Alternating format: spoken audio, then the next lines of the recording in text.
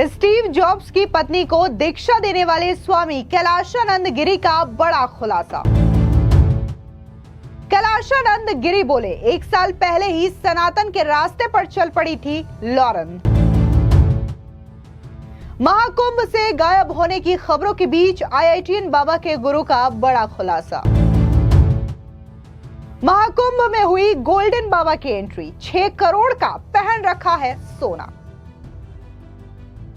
नमस्कार, स्वागत है आपका। आप देख रहे हैं द न्यूज और मैं रानी गुप्ता आपके साथ। महाकुंभ साल 2025 की शुरुआत जब से हुई है तब से तमाम ऐसे किरदार हैं जो कि लगातार चर्चा का विषय बने हुए हैं, फिर चाहे वो स्टीव जॉब्स की पत्नी लॉरेन हो या फिर आईआईटीएन वाले बाबा हो या फिर गोल्डन बाबा।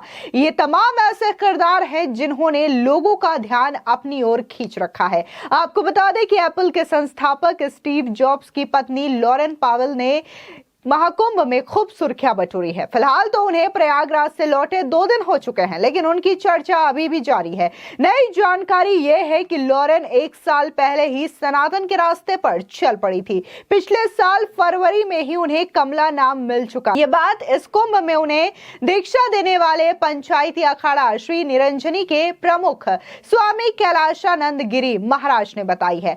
और साथ ही उन्होंने क्या कुछ लॉरेन के दीक्षा को लेकर के सनातन धर्म के प्रति उनके लगाव को लेकर के कहा।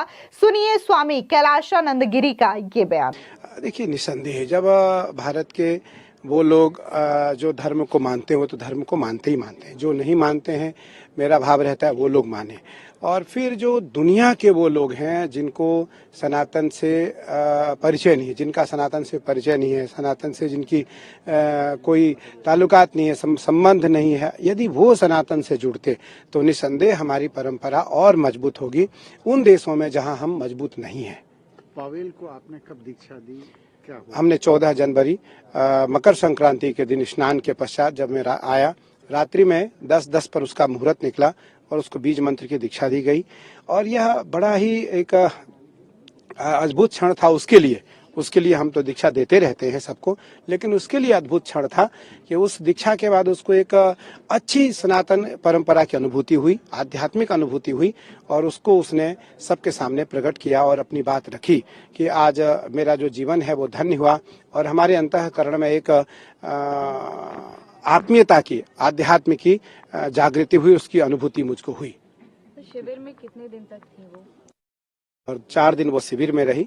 उसके बाद यहाँ से भूटान गई। अब उसको अमेरिका में कोई कार्यक्रम है उसमें उसको सम्मिलित होना था। वो वापस आने की भी क्या कोई खबर? नहीं, अभी तो नहीं। वो सावन में हमारे आश्रम में आएगी और सावन में हमारे साथ पूजन में वो पुनः 1-2 दिन अपने गुरु स्थान पर रहेगी। दरअसल आपको बता दें कि स्वामी कैलाशानंद गिरी ने साफ तौर से ये कहा कि लॉरेन को सनातन धर्म काफी ज्यादा पसंद आ रहा है और वो सीधे तौर पे सनातन धर्म की और भी जो बारीकियां हैं उन्हें सीखना चाहती है, जो रिवाज है, जो रीति है उन्हें सीखना चाहती है और वो बाकायदा शुद्ध शाकाहारी भी हो चुकी है। इतना ही नहीं, वो इतने बड़े लेवल से आती हैं लेकिन इसके बावजूद उनके मन में जरा भी अहंकार नहीं है और इसके अलावा वो इतनी ज्यादा शुद्ध शाकाहारी हो चुकी हैं कि वो लहसुन प्याज भी नहीं खाती। ये तमाम चीजें जो है वो स्वामी कैलाशानंद गिरी ने लॉरेन को लेकर के बताई है। इस बीच आपको बता दें कि आईआईटीएन बाबा जो कि इस महाकुंभ में भी चर्चा का विषय बने रहे, उनको लेकर के तमाम तरीके के जो खबरें हैं वो सामने आती रही हैं। तमाम मीडिया चैनल्स उनका इंटरव्यू कर रहे थे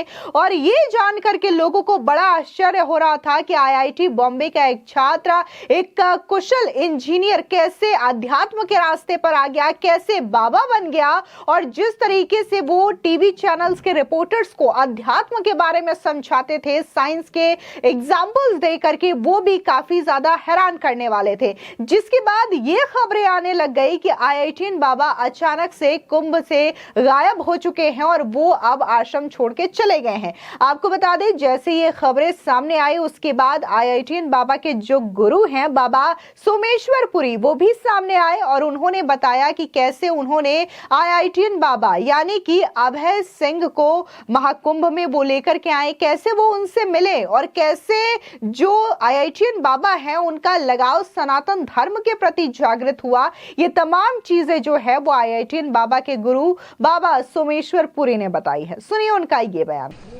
हम दक्षिण भारत आंध्र प्रदेश के रहने वाले थे। मैं थोड़ा दिन गवर्नमेंट सर्विस भी किया एक बैंक में।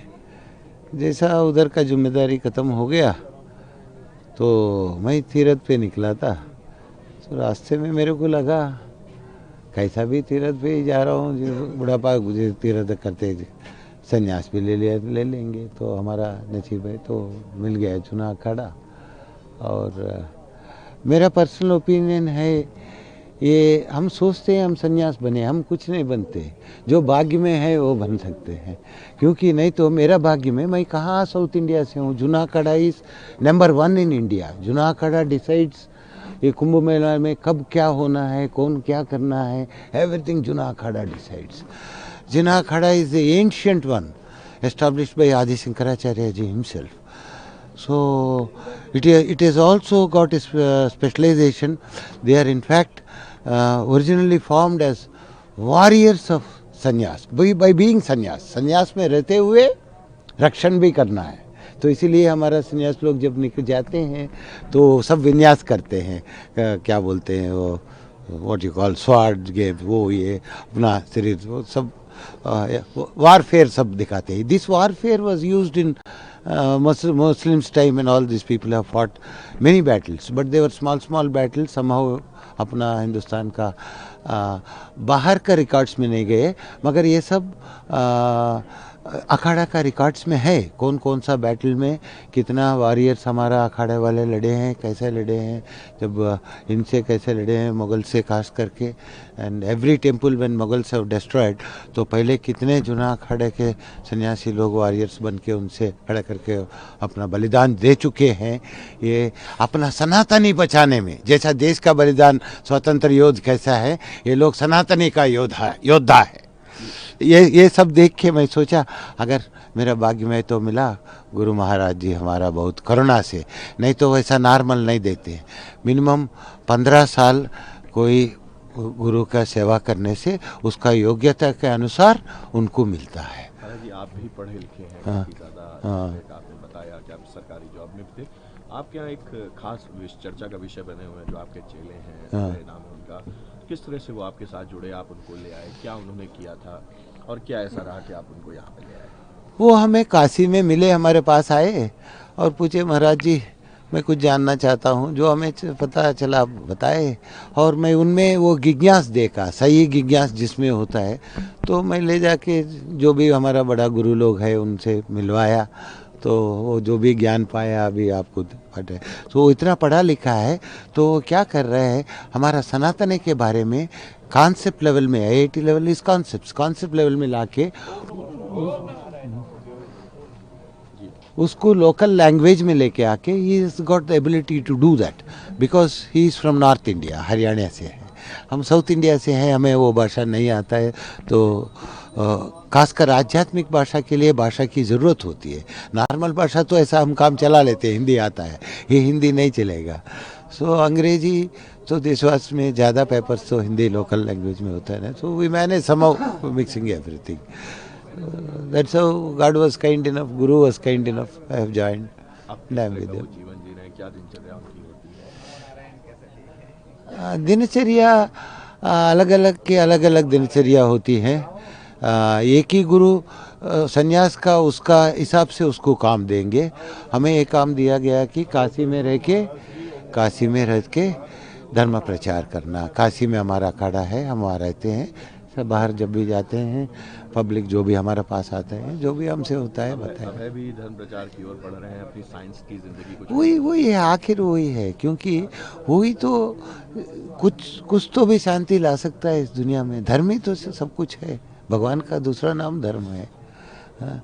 कभी कोई उनके परिवार से आपके पास नहीं आया कि कोई नहीं, अभी अब सब रिसेंटली हुआ, ये सब हम सीरियस नहीं लेते हैं। आज आए कल उधर गए कहीं गए, क्योंकि इन लोगों को है ना उनका कैपेसिटी के हिसाब से, अगर समझिए उनका कैपेसिटी रॉकेट जैसा है, हम उन्हें हमारे पास रख लेंगे इधर बंद करके, तुम इधर बैठो, तो हम क्या हो जाएंगे फिर, उसको कार जैसा है उसका रॉकेट जाने दो स्पेस में, और ज़्यादा जा रहा है ना। ऐसी क्या वजह थी? वो एरोस्पेस इंजीनियर थे, मैथ्स और फिजिक्स के एक बड़े जानकार हैं, हाँ। तो कैसे वो क्या हुआ? वो जब भगवान का ये आ जाती है आप में, तो वो अपने आप होता है। हम सोचते हैं कि हम बन रहे हैं, हम कुछ नहीं बनते। भगवान का कृपा से, गुरु कृपा से ये सब होता है, हम वही मानते हैं। हम तो भगवान बोलते हैं बोलने के लिए, मगर हमारे लिए गुरु सब कुछ है, गुरु सब कुछ है। कोई जवाब उनको मिला है? हाँ, वो एक जवाब ढूंढ रहे हैं, किस तरह का वो जवाब? मिलते रहे। अब ये क्या होता है, कोई भी चीज़ फिक्स नहीं है दुनिया में। हर चीज़ हर पल बदलते रहते हैं। हर पल तुम नोटिस नहीं कर सकते हो, रहेगा एक पल से पहले वो इधर, एक पल इधर, एक पल बदलते रहते हैं। तो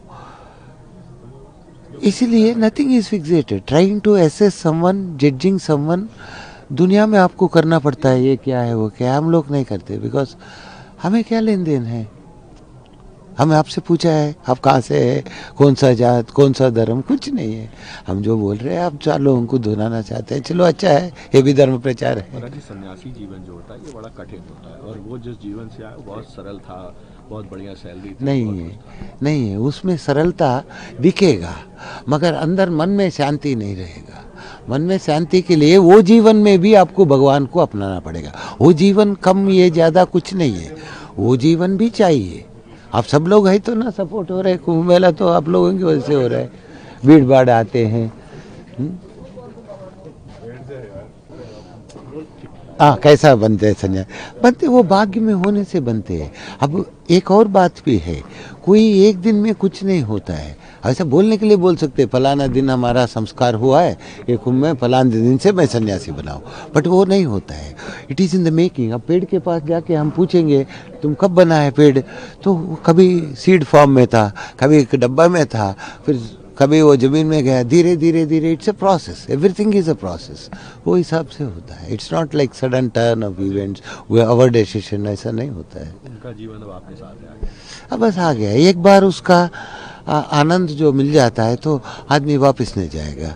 हमारे में भी कुछ लोग कभी वापस भी जाते हैं, तो वो दूसरे कारण से आए होंगे। सपोज किसी को कोई प्रॉब्लम है, आ गया, प्रॉब्लम सॉल्व हो गया तो वापस चले जाएगा। तो आप दीक्षा देंगे इस बार कुंभ में? उसको दीक्षा कोई पूछा देंगे, मगर हम जब हमारा बड़ा गुरु लोग है ना, उनसे दिलवाएंगे हम। नाम बता दें।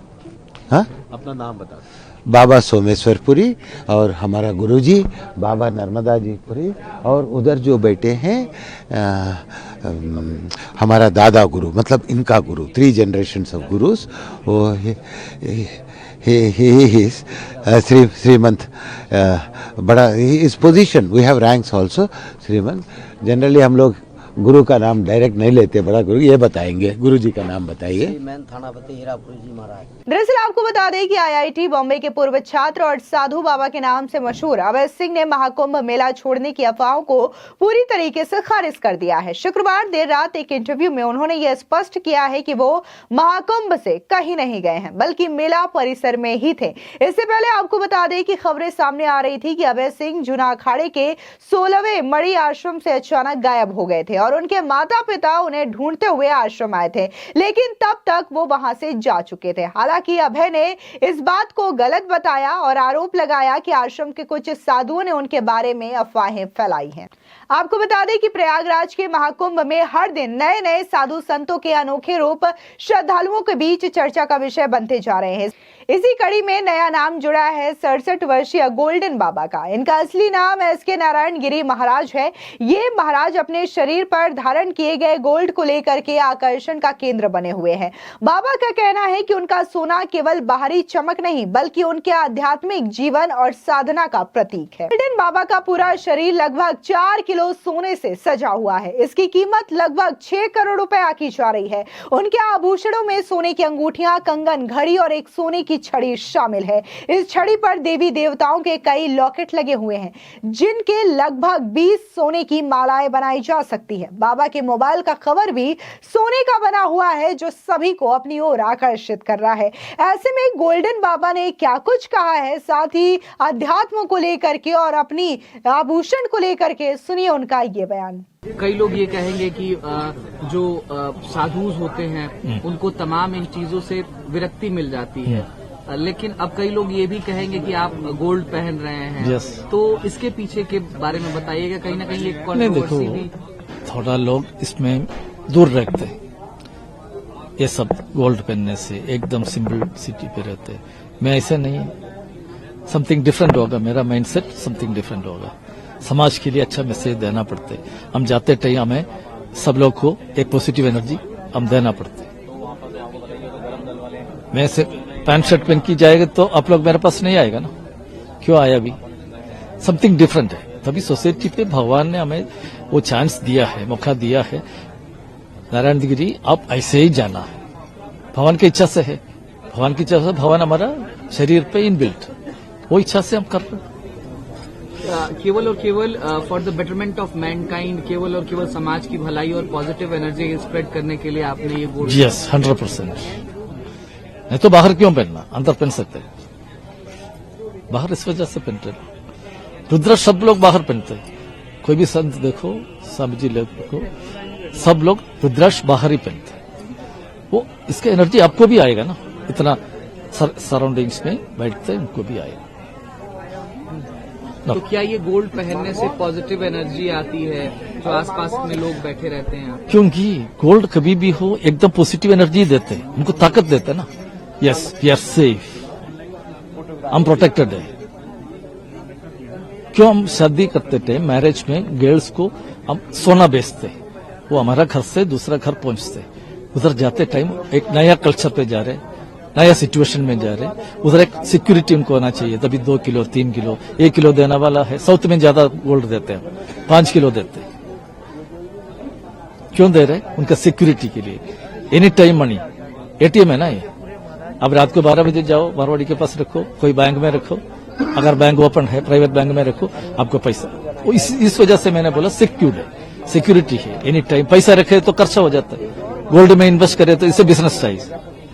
मैं बिजनेस बोल रहे, अगर हम गोल्ड में इन्वेस्ट करेगा हमारा असेट हो जाता है। ये भी इसमें देखो, अभी 6 करोड़ मेरे पास रखे तो खर्चा होता रहता, 5-6 करोड़ का है सब। इसका तो वैल्यू कर नहीं सकते, वैल्यू दिखा नहीं सकते। बाबा के मुताबिक उनके हर आभूषण का संबंध उनकी साधना और गुरु भक्ति से है। उनके मुताबिक ये सोना केवल बाहरी दिखावा नहीं, बल्कि मेरे आध्यात्मिक जीवन और गुरु के प्रति समर्पण का प्रतीक है। वे अपने सोने के आभूषणों को साधना की ऊर्जा से भरा हुआ मानते हैं। बाबा ने अपने गुरु और निरंजनी अखाड़े के प्रति अटूट श्रद्धा भी व्यक्त करते हुए कहा कि उनके जीवन का हर पहलू गुरु भक्ति से प्रेरित है। फिलहाल महाकुंभ को लेकर के तमाम देश दुनिया भर के लोग आ रहे हैं और आस्था के इस महाकुंभ में डुबकी लगा रहे हैं। फिलहाल इस पूरी खबर को लेकर के आपकी क्या राय है, कमेंट सेक्शन में जरूर बताएं। धन्यवाद।